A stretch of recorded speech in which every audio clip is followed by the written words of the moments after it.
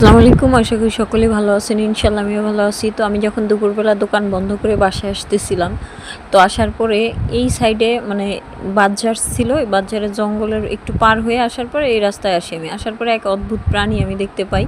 আর এদিকে পানি দিয়ে একদম সব কিছু একদম ভেসে যাওয়ার মতো, বন্যার মতো হয়ে গেছে। কারণ প্রচুর পরিমাণে আজকে বৃষ্টি হয়েছে। এক থেকে মানে 40 মিনিট 1 ঘন্টার মতো বৃষ্টি হয়েছে।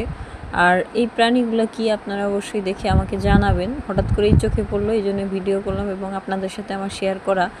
তো আমাদের গ্রাম এলাকায় আমি যতটুকু জানি এটাকে হচ্ছে খাটাস না কি ধরনের এক প্রাণী বলা হয়ে থাকে। তো এরা খুব কিচিরমিচির করতেছিল। তো আমি মানে চিন্তা করলাম যে হঠাৎ করে কি এরকম চিৎকার করতেছে। আর এই বাড়িতে হচ্ছে তেমন লোকজন থাকে না, সম্ভবত সিকিউরিটি থাকে শুধু, তাছাড়া আর তেমন কোনো লোকজন নাই।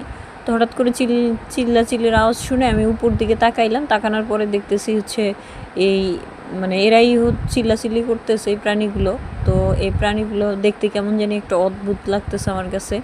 তো যাই হোক, হাতে ছাতা ছিল, বৃষ্টি হচ্ছিল, যার কারণে আমি ভিডিওটা ওভাবে নিতে পারিনি। তারপরে আপনারা যতটুকু দেখা যায়